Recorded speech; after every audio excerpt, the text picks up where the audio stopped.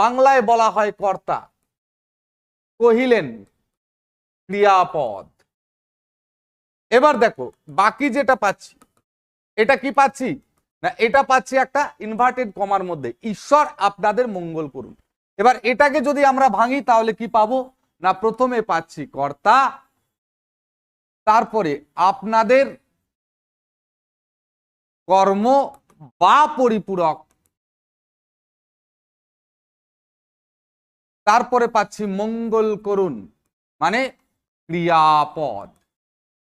এবার এখানে কর্তা প্লাস কর্ম বা পরিপূরক প্লাস ক্রিয়াপদ যদি থাকে, এটার দ্বারা বাক্যটার দ্বারা কি বোঝাচ্ছে না, এই বাক্যটার দ্বারা প্রার্থনা বোঝাচ্ছে। তাহলে আমরা বাংলাতে জানি যে কোনো বাক্য দ্বারা যদি প্রার্থনা বা ইচ্ছা বোঝায় সেটা কি সেন্টেন্স হয় না, সেটা আমরা বাংলায় বলি ইচ্ছা বা প্রার্থনামূলক বাক্য। বাংলায় বলা হয় কর্তা, কহিলেন ক্রিয়াপদ। এবার দেখো বাকি যেটা পাচ্ছি, এটা কি পাচ্ছি না, এটা পাচ্ছি একটা ইনভার্টেড কমার মধ্যে, ঈশ্বর আপনাদের মঙ্গল করুন। এবার এটাকে যদি আমরা ভাঙি তাহলে কি পাবো না, প্রথমে পাচ্ছি কর্তা, তারপরে আপনাদের কর্ম বা পরিপূরক, তারপরে পাচ্ছি মঙ্গল করুন মানে ক্রিয়াপদ। এবার এখানে কর্তা প্লাস কর্ম বা পরিপূরক প্লাস ক্রিয়াপদ যদি থাকে, এটার দ্বারা বাক্যটার দ্বারা কি বোঝাচ্ছে না, এই বাক্যটার দ্বারা প্রার্থনা বোঝাচ্ছে। তাহলে আমরা বাংলাতে জানি যে কোনো বাক্য দ্বারা যদি প্রার্থনা বা ইচ্ছা বোঝায় সেটা কি সেন্টেন্স হয় না, সেটা আমরা বাংলায় বলি ইচ্ছা বা প্রার্থনামূলক বাক্য, ইংলিশে বলি অপটেটিভ সেন্টেন্স।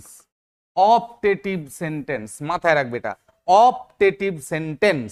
তো অপটেটিভ সেন্টেন্সের ফরম্যাট কি ইংলিশে, অপটেটিভ সেন্টেন্সে প্রথমে যেটা থাকে সেটা হচ্ছে মে অথবা উইশ, তারপরে থাকে সাবজেক্ট, তারপরে থাকে ভার্ব, তারপরে থাকে অবজেক্ট বা কমপ্লিমেন্ট পার্ট।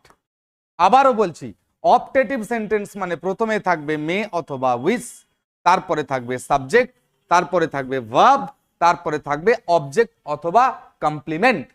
তো চলো এবার যদি আমরা যাই, সন্ন্যাসী কহিলেন, এটা তোমরা সবাই করতে পারবে যে মঙ্ক সেড, মঙ্ক সেড আমরা করতেই পারি। এবার ইনভার্টেড কমার মধ্যে ঈশ্বর আপনাদের মঙ্গল করুন, কি পেলাম না অপটেটিভ সেন্টেন্স পেলাম, মানে প্রথমে কি থাকছে না, প্রথমে থাকছে